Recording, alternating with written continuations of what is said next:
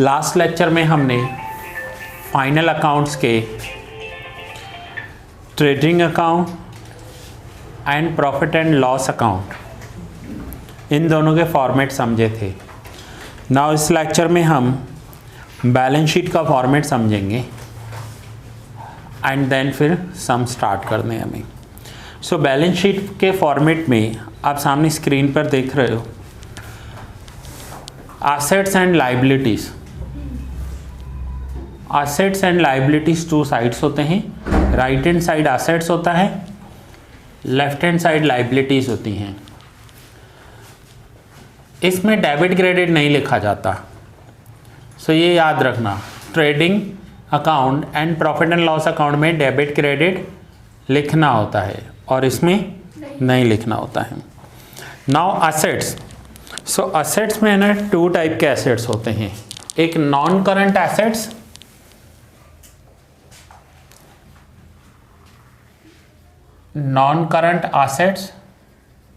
और दूसरे होते हैं करंट एसेट्स।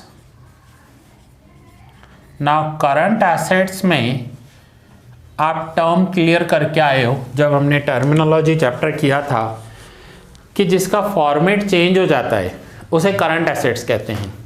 जैसे कि आज आपके पास कैश है, कल आपने गुड्स ले लिए तो कैश कन्वर्ट हो गए और फिर सेल कर रहे हो तो वापस कन्वर्ट हो जाएंगे कैश में।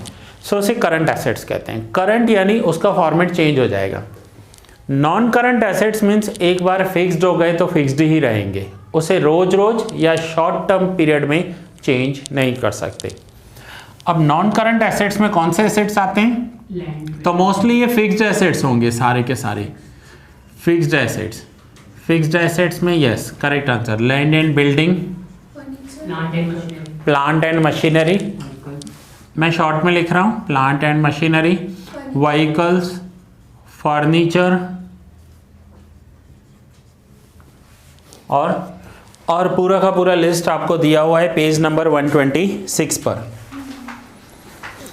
ठीक है, तो ये सारे के सारे नॉन करंट एसेट्स हैं। Now current assets. So current assets में कौन कौन से एसेट्स आते हैं? तो करंट एसेट्स हैं closing stock, debtors, cash, bank balance, closing stock, debtors, cash and bank balance. ये सारे के सारे करंट एसेट्स में आते हैं। उसके बाद आपको दिया हुआ है लोन्स एंड एडवांसेस। इसका मतलब है कि हमने किसी को लोन दिया है, यानी हमने किसी को उधार पैसे दिए हैं तो वो लोन्स एंड एडवांसेस में आएगा। बट इसमें लोन्स एंड एडवांसेस मीन्स हमने या तो अपने एम्प्लॉय को एडवांस पैसा दिया होगा। कई बार एम्प्लॉय नहीं मांगते हैं कि मुझे 500 एडवांस दे दो, 1000 एडवांस दो, 1 महीने की सैलरी एडवांस दो, तो वो मोस्टली वो होंगे नहीं, फिर भी अगर होंगे तो हम यहाँ पर लिख देंगे। अभी के लिए आप इतना याद रखो कि fixed assets and current assets. ठीक है, एसेट साइड आप इतना याद रखो। नाउ लायबिलिटी साइड सबसे ऊपर जो आता है दैट इज कैपिटल। कैपिटल, अब सबसे पहले कैपिटल लिखते हैं, यहाँ एक हेडिंग है कैपिटल। सो कैपिटल में देखो क्या क्या दिया हुआ है, opening capital plus additional capital plus interest on capital, plus net profit. इन सब का टोटल करेंगे, माइनस करेंगे इसमें से drawings, minus interest on drawings and minus net loss. ये सब के सब हमें माइनस करके जो अमाउंट आए वो आउटर कॉलम लिखना है।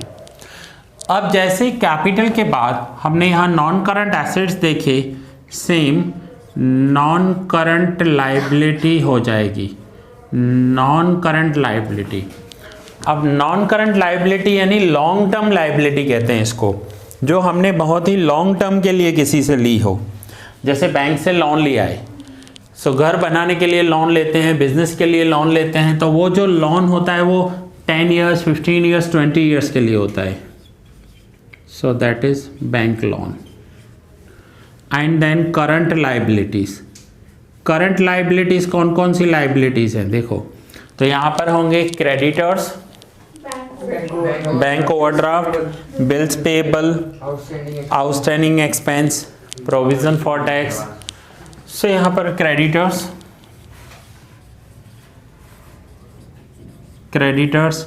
Bills payable, outstanding expenses, bank overdraft, ये सारे के सारे होंगे।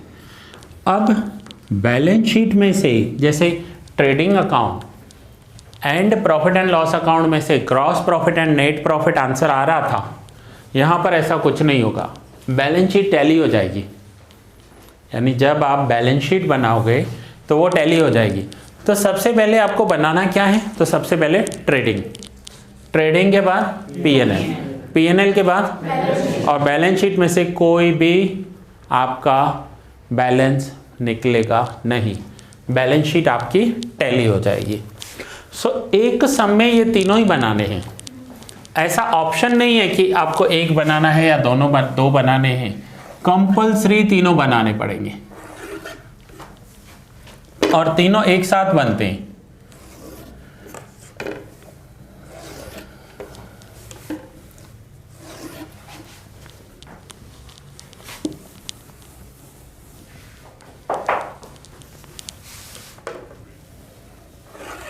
इसलिए ये सम थोड़ा सा लेंथी हो जाता है।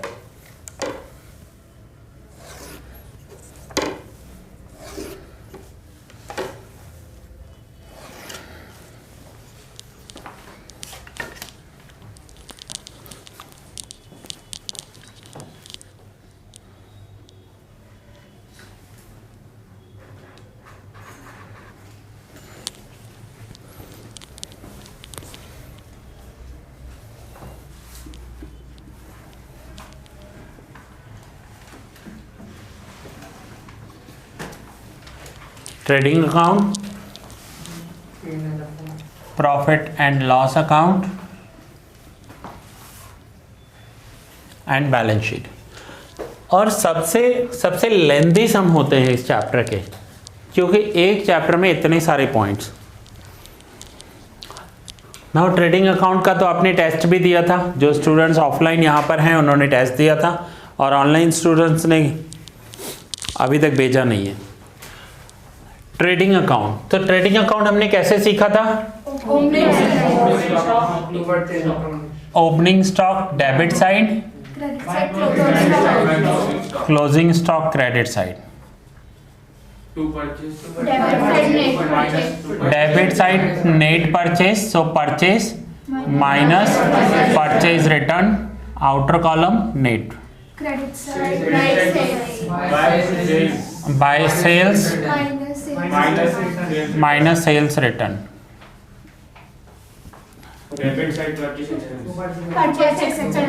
परचेज एक्सपेंसेस, जिसमें हम लिख सकते हैं to carriage inward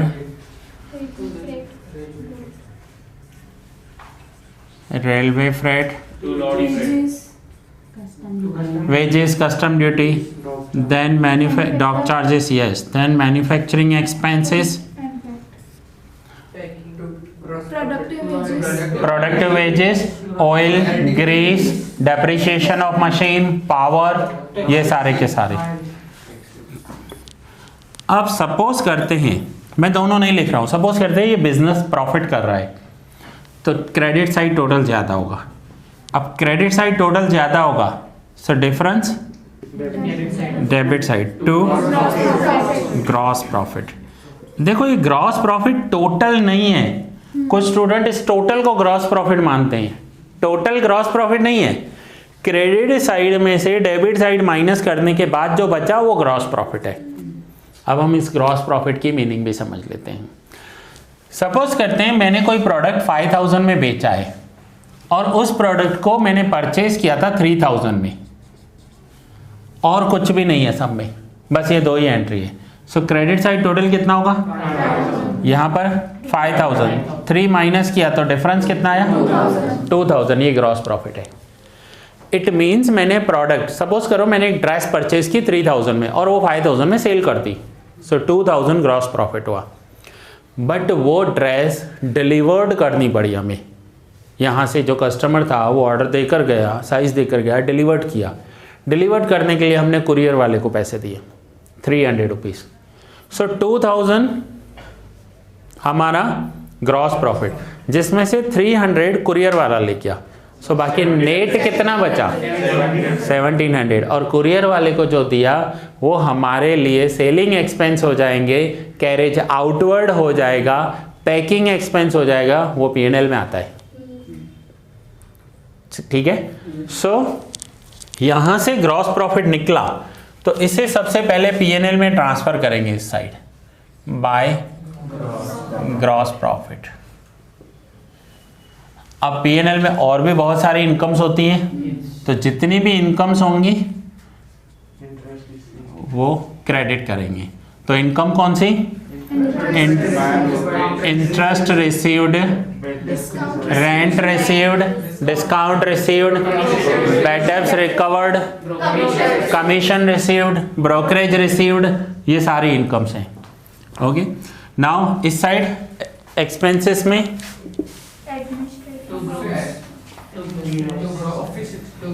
To carry his out.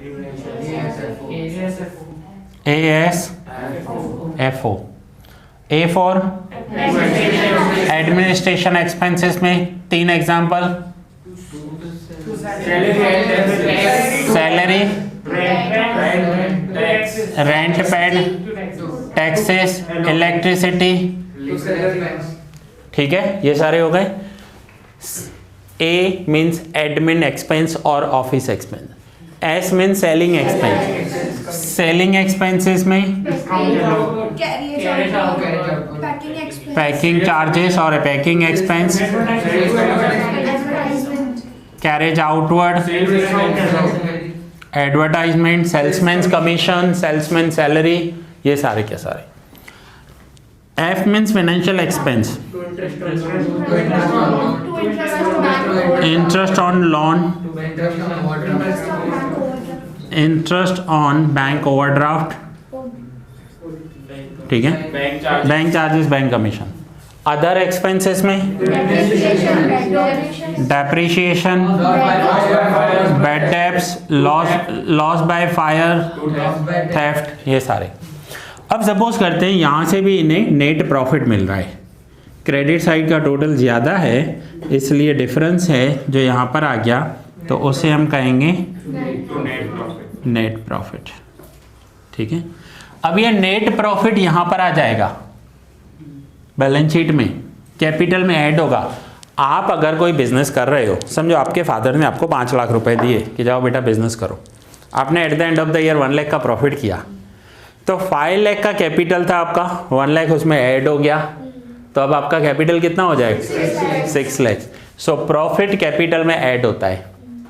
और अगर लॉस कर दिया तो समझो 5 लाख दिए कैपिटल कि जाओ बिजनेस करो और 1 लाख का लॉस कर दिया तो कैपिटल कम हो जाएगा, तो नेट लॉस माइनस होता है। फाइनली आपकी बैलेंस शीट टैली हो जाएगी, क्योंकि हम ड्यूअल एंट्री अकाउंटिंग सिस्टम कर रहे हैं, जितना डेबिट कर रहे हैं उतना ही क्रेडिट कर रहे हैं। So at the end of the year आपका बैलेंस शीट टैली हो जाएगा। बैलेंस शीट टैली हो गया मीन्स सम करेक्ट है। अब सपोज करते हैं यहाँ से लॉस निकला कि इसने लॉस कर दिया, तो डेबिट साइड टोटल ज़्यादा होगा, सो डिफरेंस, तो यहाँ पर ग्रॉस लॉस स्टार कर देंगे क्योंकि कोई भी एक आएगा। अब ग्रॉस लॉस कहाँ ट्रांसफर होगा, डेबिट साइड, ग्रॉस लॉस। अब ग्रॉस लॉस आ गया या ग्रॉस प्रॉफिट, दोनों में से कोई भी एक। अब लॉस आ गया तो यहाँ पर नेट लॉस आएगा, हो सकता है नेट लॉस आए, ये भी हो सकता है नेट प्रॉफिट आ जाए। ठीक है, नेट लॉस आ गया। अब नेट लॉस ट्रांसफर करेंगे लाइबिलिटी में माइनस कैपिटल में से। सो ऐसे आपको एक ही सम में सारे करने होंगे। अब सम किस टाइप का होगा, समझो सम में आपको 30 आइटम्स दिए हुए हैं, 30 आइटम्स। फर्स्ट दिया हुआ है परचेज 30,000, सो अब आप सोचो कि परचेज कहाँ आएगा, ट्रेडिंग में आएगा, पीएनएल में आएगा, बैलेंस शीट में आएगा? ट्रेडिंग में। तो ट्रेडिंग में डेबिट साइड या क्रेडिट साइड? Debit side. ठीक है। फिर सेकंड पॉइंट दिया हुआ है रेंट पेड। तो फिर से सोचो, रेंट पेड पीएनएल में डेबिट साइड आएगा। रेंट पेड, देखो कोई भी पेड हो ना वो एक्सपेंस है, और रिसीव्ड हो तो इनकम। ठीक है। फिर थर्ड आइटम दिया हुआ है कैश बैलेंस 15,000। बैलेंस शीट में एसेट साइड, करंट एसेट्स में। ठीक है। Next is commission received, PNL में क्रेडिट साइड। देन आपको दिया हुआ है क्रेडिटर्स 85,000, बैलेंस शीट में लाइबिलिटी साइड में करंट लाइबिलिटी, है ना। ऐसे आपको 30-40 आइटम्स दिए होंगे, ये तीनों बनाने। तीनों में हर एक में 2-2 साइड है, यानी कितने साइड्स हुए? 6 साइड्स। नाउ सेल्स रिटर्न, तो आपको क्या करना है, ट्रेडिंग अकाउंट में क्रेडिट साइड इनर कॉलम में सेल्स में से माइनस करना है। सेल्स में से इनर कॉलम में माइनस किया है ना, आउटर कॉलम नहीं लिखा है। कुछ स्टूडेंट बोलते हैं सर ट्रेडिंग अकाउंट में क्रेडिट साइड, ये रॉन्ग आंसर है। ट्रेडिंग अकाउंट में क्रेडिट साइड सेल्स में से माइनस करना है। सेल्स में से माइनस हो रहा है, इट मीन्स ये डेबिट इफेक्ट हो रहा है। क्रेडिट साइड माइनस है, अगर उसे सामने ले जाएंगे तो डेबिट होगा ना, और सेल्स रिटर्न ऑलवेज डेबिट होता है। ठीक है। Now power,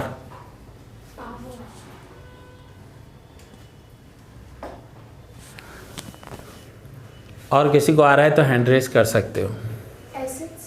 assets, very good. Trading account में डेबिट साइड, ट्रेडिंग अकाउंट में डेबिट साइड, ये करेक्ट आंसर है। मैन्युफैक्चरिंग एक्सपेंस है। इलेक्ट्रिसिटी ऑफिस में यूज होती है, पावर फैक्ट्री में यूज होता है, पावर के वोल्टेज ज़्यादा होते हैं, और वो मैन्युफैक्चरिंग एक्सपेंस के अंडर में आता है। ठीक है। Okay. Next productive wages, trading account में डेबिट साइड, ट्रेडिंग अकाउंट में डेबिट साइड, मैन्युफैक्चरिंग एक्सपेंस। हाँ ठीक है। ध्रुव, डेप्रिसिएशन, पीएनएल में डेबिट साइड, पीएनएल में डेबिट साइड। ठीक है। परचेज रिटर्न,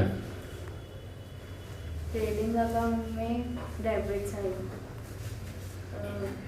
इनर कॉलम में, ट्रेडिंग अकाउंट में debit side, inner column. Trading account में डेबिट साइड परचेज में से माइनस करेंगे। ये करेक्ट है। ट्रेडिंग अकाउंट में डेबिट साइड परचेज में से इनर कॉलम में माइनस करेंगे। ठीक है। Stock, stock, assets. अब एक बात आपने ध्यान दिया, स्टॉक दोनों जगह पर आ रहा है। देखो यहाँ पर भी आ रहा है क्लोजिंग स्टॉक, यहाँ पर भी आ रहा है। अब आगे जाकर आप ऐसे पॉइंट सीखोगे जैसे एडजस्टमेंट्स कहेंगे, उसके एक से ज़्यादा इफेक्ट्स होंगे, उसके एक से। अभी आपने कितना सीखा है कि जिनके एक एक इफेक्ट होंगे, अब एडजस्टमेंट्स भी आएंगे, एडजस्टमेंट्स भी सीखेंगे हम लोग। तो अगर ये करेक्ट होंगे तो फिर एडजस्टमेंट्स पर आएंगे। ठीक है। Stationery expenses, pad.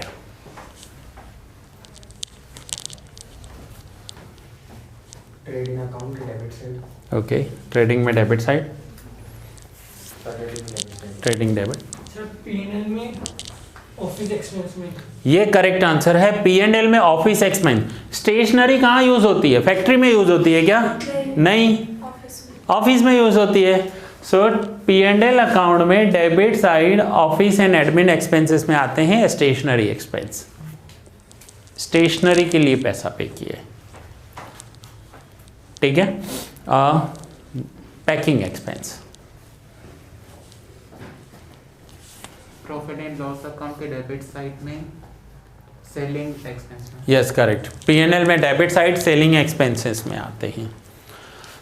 Interest on loan,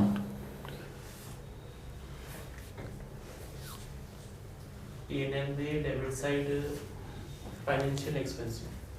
okay correct, P&L में debit side financial expense, interest on loss.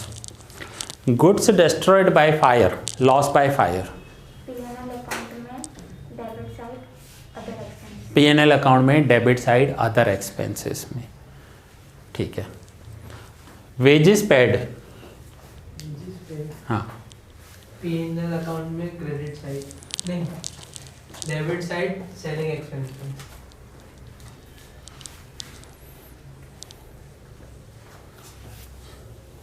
Trading account में डेबिट साइड। ट्रेडिंग अकाउंट में डेबिट साइड करेक्ट आंसर है। वेजेस ट्रेडिंग अकाउंट में आते हैं। कैरेज आउटवर्ड, P&L अकाउंट में debit side. Carriage outward, P&L में debit side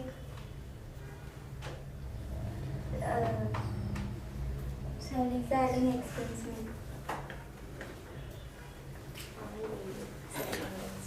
carriage outward, P&L account में debit side selling expense, and carriage inward trading account में debit side purchase expense. So clear हो रहा है। नाउ पहले इतना आप नोट डाउन कर लो, फिर उसके बाद खैर बैलेंस शीट का तो आपके पास फॉर्मेट है, आपको ये भी लिखना है तो आप नोट कर सकते हो। फिर उसके बाद हम नेक्स्ट लेक्चर में करेंगे जो आपको टर्म्स नहीं समझ में आ रहे। अब देखो जैसे बहुत सारे टर्म्स हैं, बैलेंस शीट में जाओ, एसेट साइड, बैलेंस शीट का एसेट साइड निकालो।